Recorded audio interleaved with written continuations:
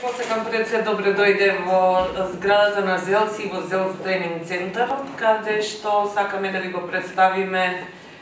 проектот кој што го прави Министерството за труд и социјална политика, каде што ние делуваме као поддршка, бидејќи нели сепак се во прашање општините, а ЗЕЛС како единствена асоциација на општини се труди да им возможи што полесен пристап и што подобра комуникација за сите проекти и можности кои постојат. Ова е одлична приказка, нели, за нешто што значи обезбедување на социјални услуги и бидејќи согласно програмата на ЗЕЛС и програмата на влада, наголемо се разговара за можност за децентрализација во сферата на социјалната заштита. Ја претпоставам дека ова ќе биде добар тренинг за општините, како во иднина кои ќе им се префалат и средства, и пари, и луѓе, ќе можат да управуваат и да раководат со овакви големи проекти.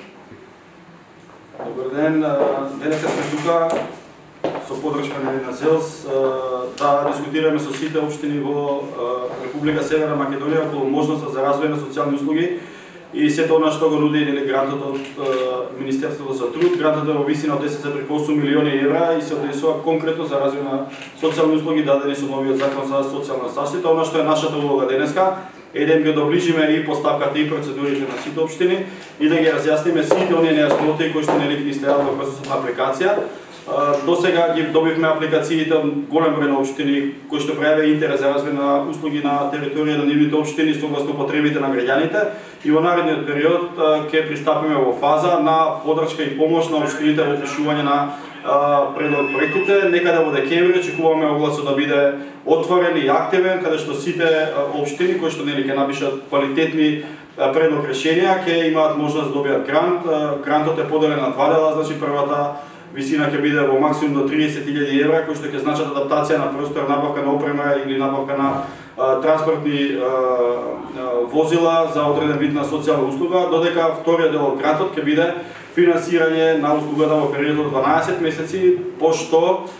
по истекот на овој период, значи државата ќе ги преземе трошоците за сите услуги кои што ќе бидат развиени во рамките на овој грант. Кои се услуги можат да се развиваат?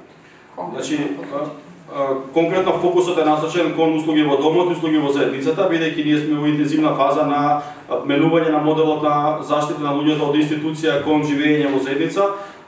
Најпластично тоа се услугите во домот за лица со попреченост, за стари лица, тука е личната асистенција, исто така за лицата со попреченост. Тука е дневното згрижување, одменската нега, така да е широк диапазон од услуги кои што ќе му возможат на луѓето да добиваат квалитетна услуга во местото на живење, а со тоа ќе го продолжиме нивниот живот во заедницата и ќе го спречиме идењето во институциите. Има ли услови одредени граѓански организации по соработка со локални заедници кои што треба да ги исполнат за да можат да аплицираат за овие средства? Значи општините сами си ги бираат партнерите кои што нели во нивно име би ги испорачувале услугите или тоа сами би го правеле самите општини. При добивање на првиот грант, тој стартап што е во висина до 30.000 евра, ќе биде даден период од 6 месеци, каде што овие граѓански организации или партнери на општините ќе имаат можност нели да се адаптираат согласно нормативите и стандарди да поднесат апликација за добивање на лиценца до Министерство за труд. Значи ние ќе им оставиме една пола година за да можат они нели да ги исполнат сите стандарди дадени во закон.